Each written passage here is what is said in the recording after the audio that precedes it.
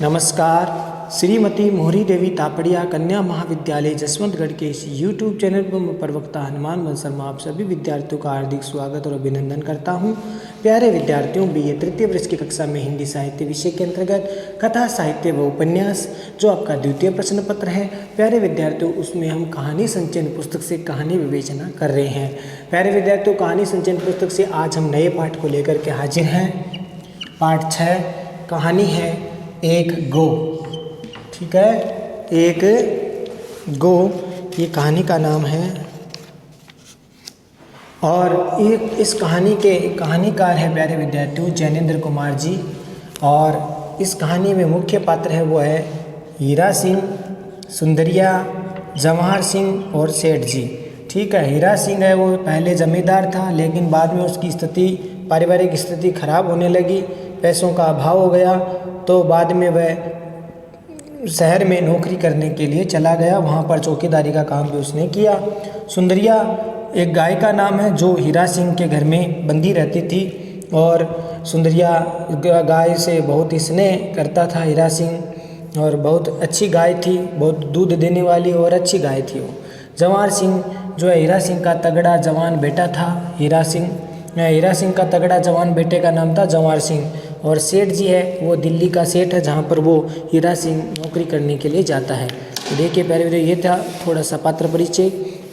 और अब हम थोड़ा सा देखते हैं पृष्ठ संख्या 19 और 20 पर हम देखते हैं जैनेन्द्र कुमार जी को। पृष्ठ संख्या 19 पर जन्म जैनेन्द्र कुमार जी का 1905 ईस्वी में हुआ प्यारे विद्यार्थियों। देहावसान इनका 1989 ईस्वी में हुआ। प्रेमचंद जी के बाद में हिंदी कहानी को सर्वथा नई दिशा की ओर मोड़ने का श्रेय जैनेन्द्र कुमार को ही जाता है। प्रेमचंद जी के बाद में हिंदी कहानी को एक नई दिशा की ओर मोड़ने का कार्य जैनेन्द्र कुमार जी ने किया। अलीगढ़ के कोड़ियागंज में जन्मे, अलीगढ़ में इनका जन्म हुआ। कोड़ियागंज, अलीगढ़ के कोड़ियागंज में जन्मे जैनेन्द्र जी की शिक्षा गुरुकुल तथा काशी विश्वविद्यालय में हुई, किंतु गांधी जी का देशव्यापी आंदोलन उन्हें अपनी ओर आकर्षित करने लगा। गांधी जी उस समय आंदोलन कर रहे थे, तो उस समय उन आंदोलन से वे भी प्रभावित हुए और उनकी तरफ आकर्षित हुए। अंततः वे गांधीवादी दर्शन के रंग में रंग गए और सत्य और अहिंसा जैसे सिद्धांत उनके व्यक्तित्व के अभिन्न अंग बन गए। सत्य और अहिंसा जो गांधी जी का मूल सिद्धांत था, उनकी ओर उनका व्यक्तित्व अभिन्न अंग उनके बन गए। जैनेन्द्र जी की कहानियों की पृष्ठभूमि भी कुछ इसी प्रकार के या इसी दर्शन से निर्मित हुई है। इनकी कहानियों में गांधीवादी दर्शन वो देखने को मिलता है प्यारे विद्यार्थियों। जैनेन्द्र जी की कहानियों की सबसे बड़ी विशेषता ये है प्यारे विद्यार्थियों कि उनमें दर्शन और मनोविज्ञान का समावेश है। दर्शन का भी है और मनोविज्ञान का भी, दोनों का समावेश इसमें किया गया है। प्रेमचंद जी ने कहानियों को अगर सामाजिक समस्याओं से जोड़ा, प्रेमचंद जी की कहानियों की बात करें तो उन्होंने अपनी कहानियों में सामाजिक समस्याओं को जोड़ा, तो जैनेन्द्र जी ने कहानी को व्यक्ति की भावनाओं की अभिव्यक्ति से जोड़ा। ठीक है, व्यक्ति की भावनाओं को अभिव्यक्ति का माध्यम बनाया।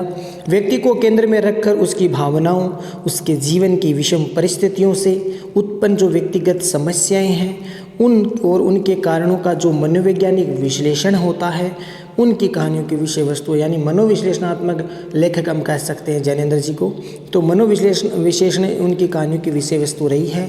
जैनेन्द्र जी अपने पात्रों की छोटी सामान्य सी घटना को भी कहानी का रूप दे देते हैं। जैनेन्द्र जी अपने पात्रों की छोटी सामान्य सी घटनाओं को कहानी का रूप देने में सक्षम है, रूप प्रदान करते हैं। ऊपर से देखने से संवेदनशील पात्रों के जीवन की ये घटनाएं भले ही अत्यंत साधारण सी लगे, ऊपर अगर देखें तो जैनेन्द्र जी की कहानियों के जो पात्र है वो संवेदनशील पात्रों के जीवन की ये घटनाएं भले ही अत्यंत साधारण सी लगे, पर जैनेन्द्र जी ने उन्हें नई दार्शनिक अर्थवत्ता प्रदान वो करते हैं। सरल के आवरण में गंभीर बात कहने की प्रक्रिया जैनेन्द्र जी ने शिल्प और शैली के नए प्रयोग किए, यानी सरल और जो सरलता के आवरण में गंभीर बात कहने की प्रक्रिया जैनेन्द्र जी द्वारा संभव होती है, या जैनेन्द्र जी ने इसको शिल्प शैली का प्रयोग वो किया।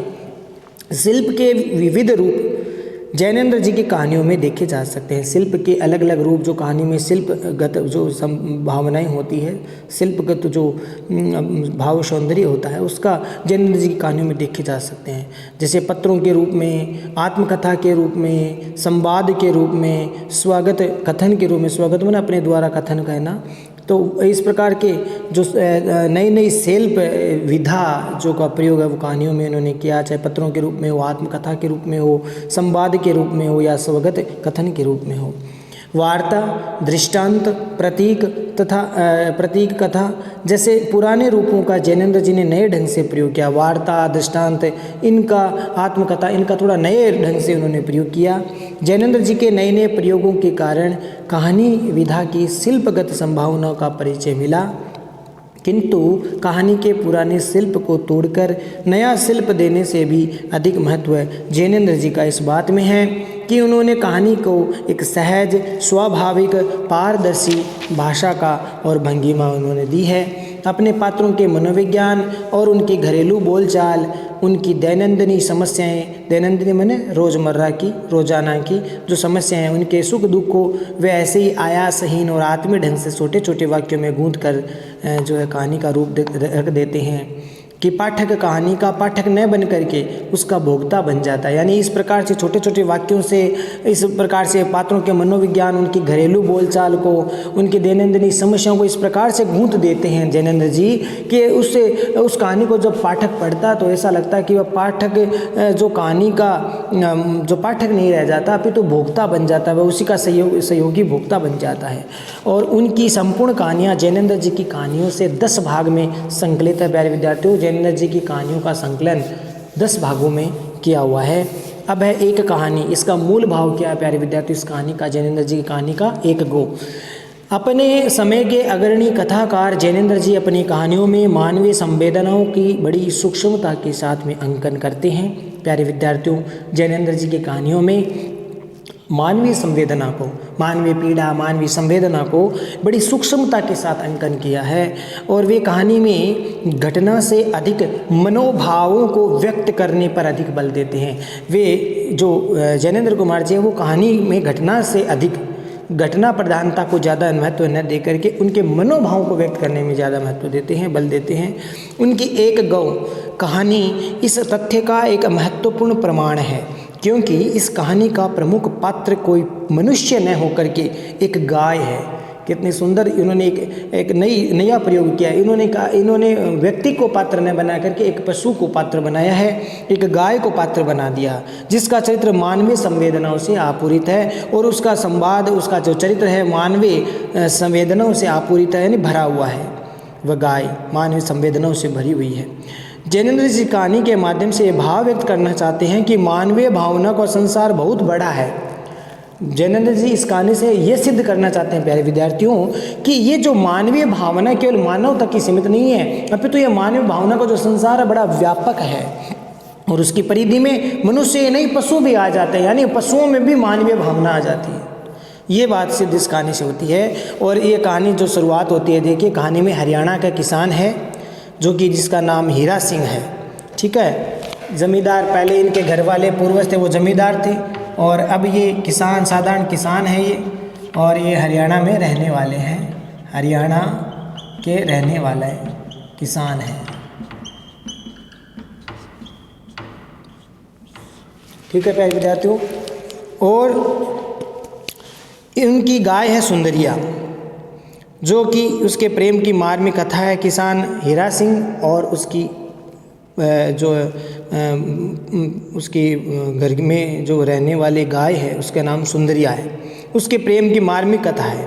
हीरा सिंह एक संपन्न किसान था किंतु समय का फेर हो जाता है कि उसे अभावग्रस्तता घेर लेती है, कमी, घर में धन का अभाव हो जाता है। इसकी हीरा सिंह एक संपन्न किसान था लेकिन अब समय का फेर के कारण, समय के बदलाव के कारण एकदम गरीब हो जाता है और उसके लिए वह परिवार को पालना भी कठिन हो गया है।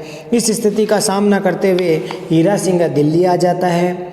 वहाँ एक सेठ की कोठी में चौकीदार की नौकरी करने लगता है।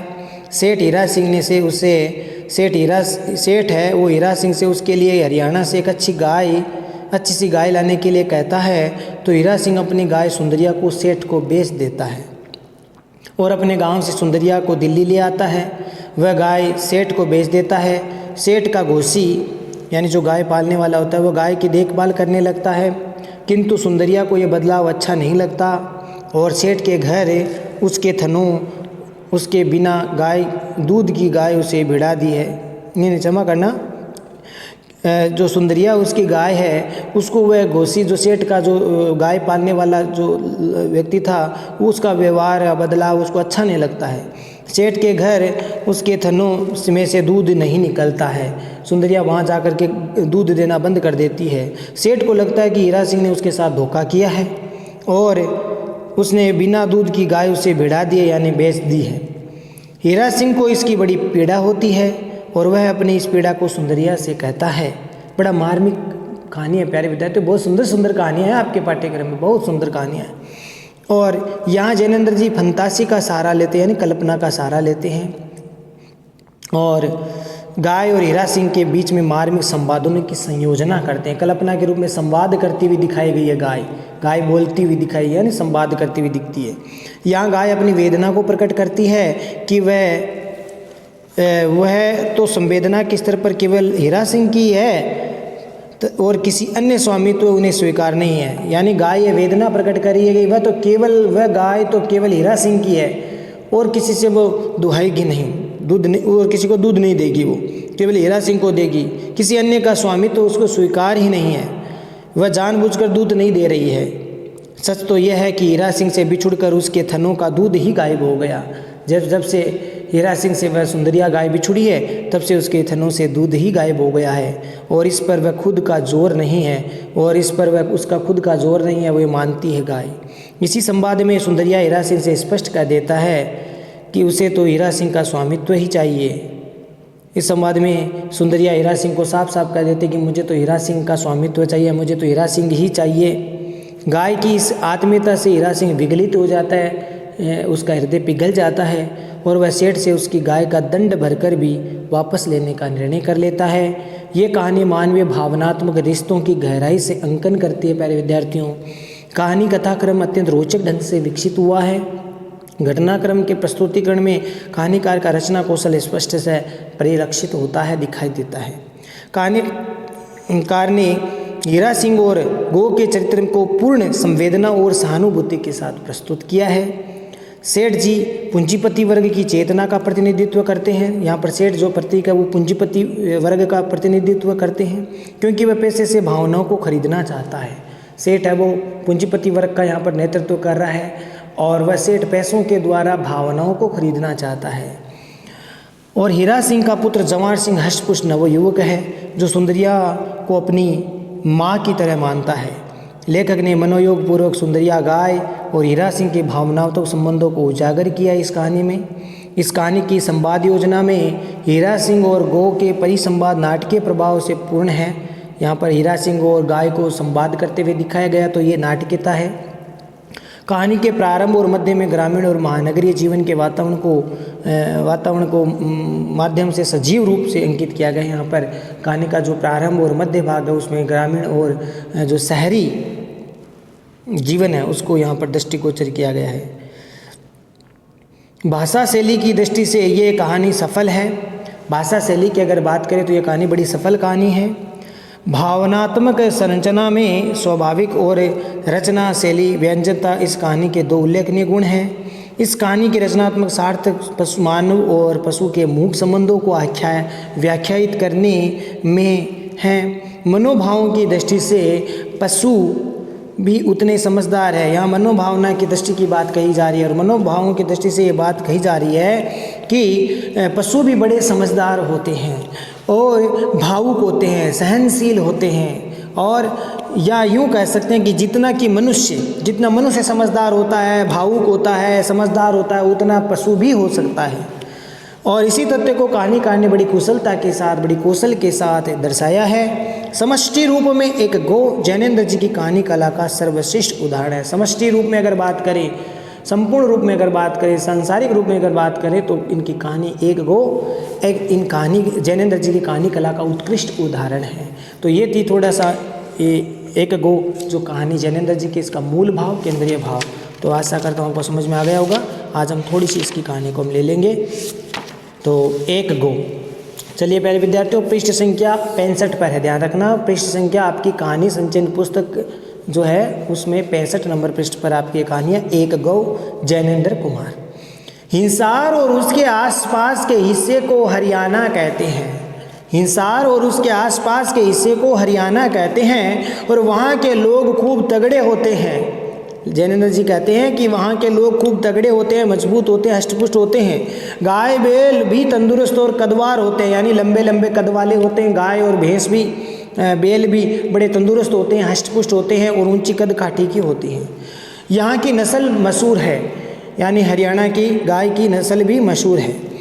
उसी हरियाणा के एक गांव में, अब कहानी शुरू हो रही है प्यारे विद्यार्थियों। उसी हरियाणा के एक गांव में एक जमींदार रहता था। 2 पुश्त पहले उसके घराने की अच्छी हालत थी। 2 पुश्त यानी 2 उसके पीढ़ी तक उसकी घराने की, उसके घर की स्थिति बहुत अच्छी थी। पैसे वाले घर थे, जमींदार था। उसके दादा परदादा बहुत जमींदार थे, तो बहुत पैसे वाले थे, अच्छी हालत थी। घी दूध था, बाल बच्चे थे, मान प्रतिष्ठा थी। घी दूध था घर में, खूब गायें वैसे थी, बाल बच्चे भी थे अच्छे और मान प्रतिष्ठा भी थी उसकी। पर धीरे धीरे अवस्था बिगड़ती गई। आज हीरा सिंह को ये समझ नहीं आता है कि अपनी बीबी, 2 बच्चे और खुद और अपनी सुंदरिया गाय का परवरिश कैसे करे। यानी अब हालत खराब हो गई है, अभावों से ग्रस्त हो गया है। इस कारण हीरा सिंह को ये चिंता हो रही है। समझ नहीं आ रहा कि वह अपनी बीबी यानी अपनी पत्नी का, अपने 2 बच्चों का और खुद का और सुंदरिया जो गाय है, अब उसके घर में पाली हुई गाय है सुंदरिया, उसकी परवरिश, उसकी पालन पोषण उसका कैसे करेगा।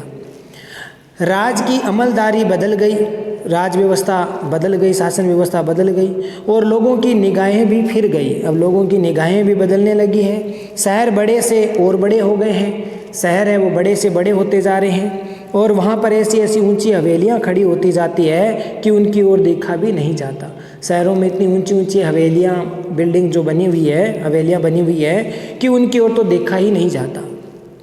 कल कारखाने और पुतली घर खड़े हो गए हैं। कल कारखाने और पुतली घर है वो खड़े हो गए हैं। बाइसिकलें और मोटर साइकिलें वो आ गई हैं, ठीक है ना। बाइसिकल, मोटरसाइकिलें ये आ गई हैं।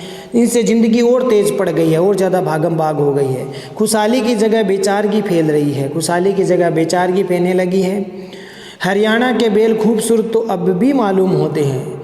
लेखक कहते हैं कि हरियाणा के बैल खूबसूरत तो अब भी मालूम होते हैं और उन्हें देखकर खुशी भी होती है, लेकिन अब उनकी उतनी मांग नहीं है, क्योंकि अब यंत्रों ने जो है जगह ले ली उनकी जगह। पहले खेतों में बैल से खेत जोते जाते थे, लेकिन अब यंत्रों ने ये स्थान ले लिया, ट्रैक्टर ट्रॉली इनसे स्थान हो गया इनका, तो इस कारण से उतनी मांग नहीं है। चुनाचे हीरा सिंह को बहुत सी बातें बहुत कम समझ में आती है, इसलिए हीरा सिंह को बहुत सी बातें बहुत ही कम समझ में आती है। वह आंख फाड़ कर देखना चाहता है कि क्या बात है कि उसके घराने का महत्व इतना कम रह गया। वह सोच रहा है कि समय के बदलाव के कारण मेरे घराने का, जो कभी जमींदार हम हुआ करते थे, उनका प्रभाव एक साथ ऐसे कितना कम कैसे रह गया है। अंत में उसने सोचा ये भाग्य है, नहीं भाग्य है नहीं तो और क्या है। हीरा सिंह मन ही मन सोचता है ये तो भाग्य की बात है और नहीं तो क्या। उसकी सुंदरिया गाय डील डोल में इतनी तंदुरुस्त थी कि लोगों को ईर्ष्या होती थी। हीरा सिंह की गाय थी सुंदरिया, वह डील डोल में इतनी हष्ट-पुष्ट ऊंची कद काठी की थी कि लोग उसकी गाय को देखकर ईर्ष्या करते थे कि काश हमारे भी ऐसी गाय हो।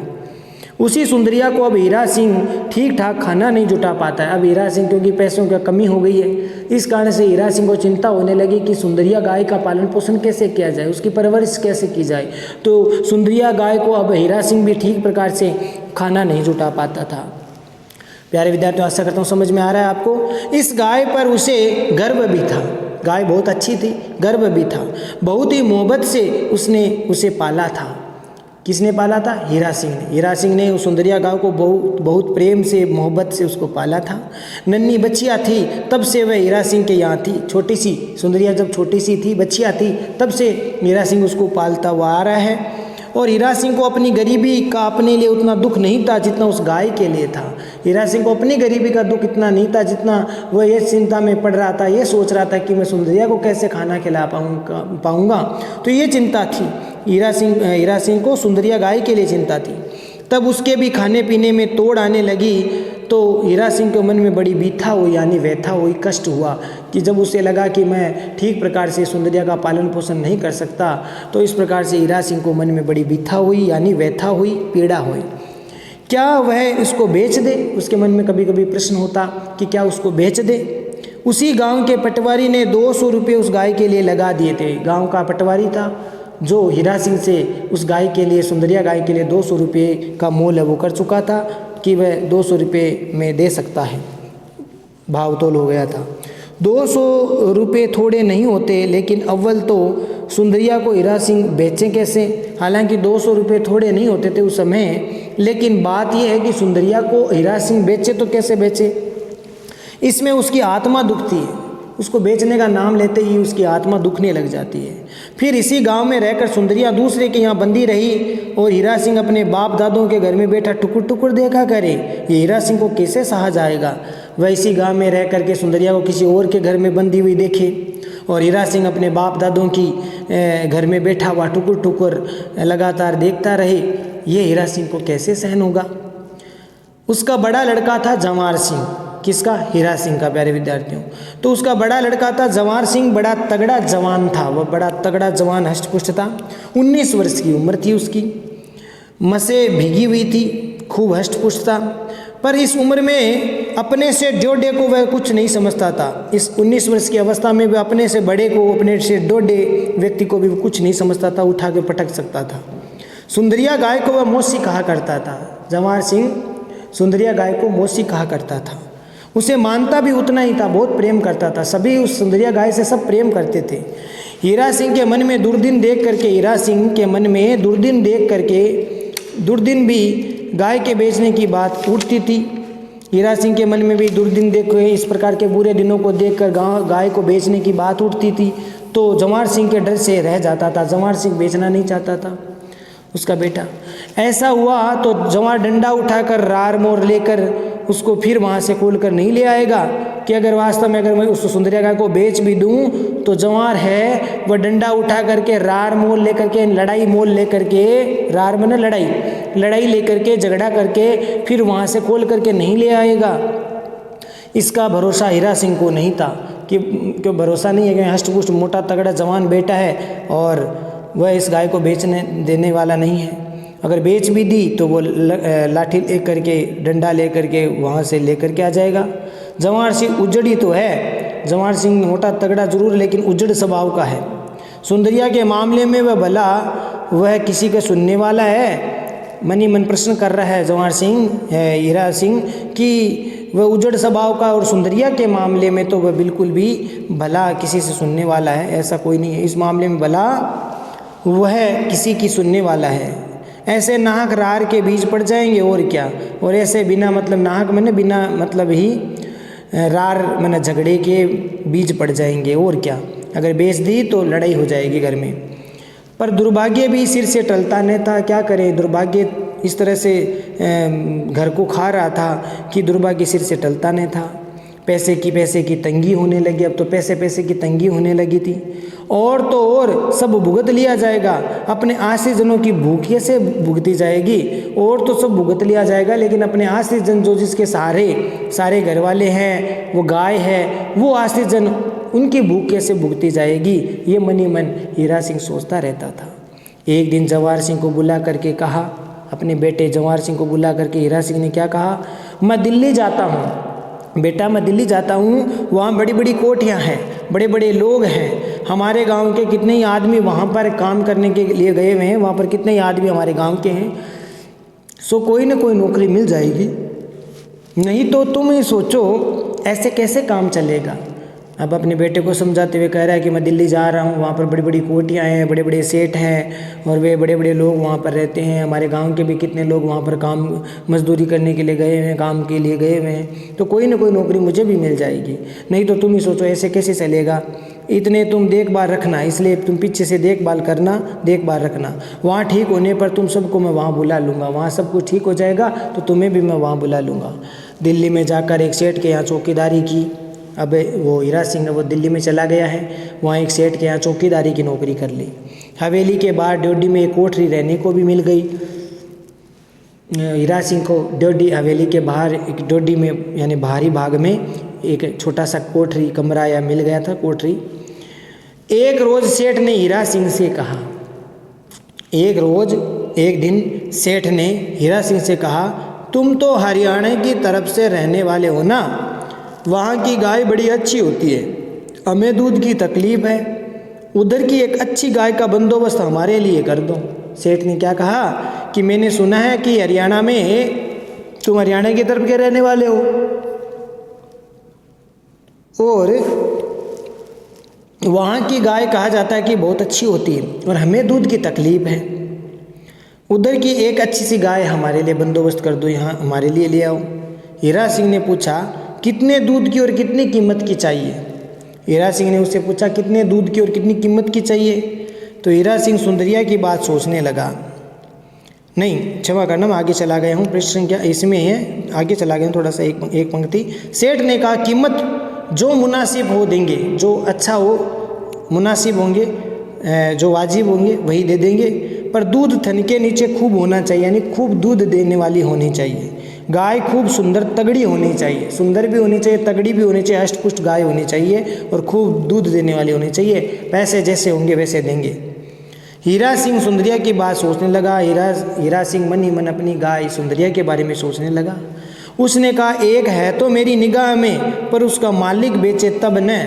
हाँ, एक मेरी निगाह में तो है, पर उसका मालिक बेचे तब है। अगर वो मालिक बेच दे तो वह गाय मैं लेकर के आ सकता हूँ।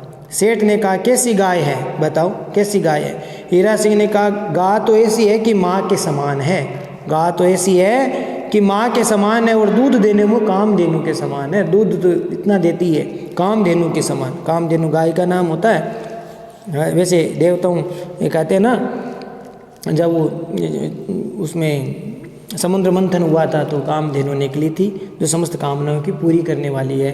तो यहाँ अच्छी उपमा देने के लिए दूध देने वाली कामधेनु के समान बताइए। 15 सेर दूध उसके तले उतरता है, 15 किलो, 15 सेर दूध उसके तले उतरता है, यानी 15 किलो दूध देती है वो। सेठ ने पूछा तो उसका मालिक किसी शर्त पर नहीं बेच सकता?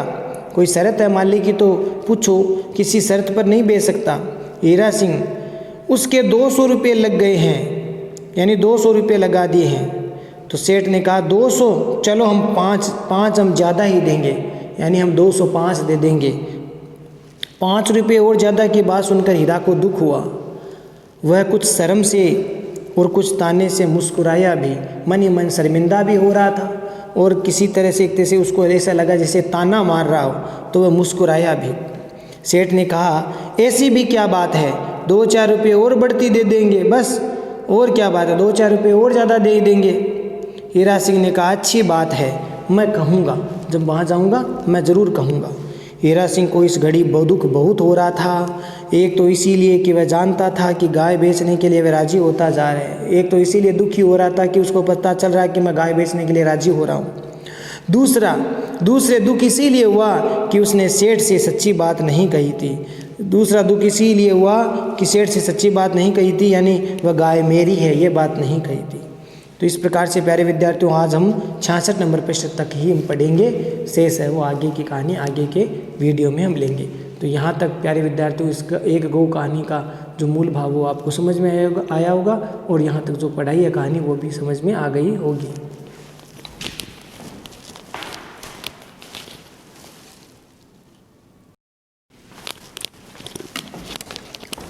तो प्यारे विद्यार्थियों आज के लिए बस इतना ही। अगले वीडियो में फिर हाजिर होंगे जैनेंद्र कुमार जी की कहानी एक गो को लेकर के, यानी 66 प्रश्न तक हमने पढ़ लिया है। आगे 67 प्रश्न से आगे हम आगे के वीडियो में लेंगे।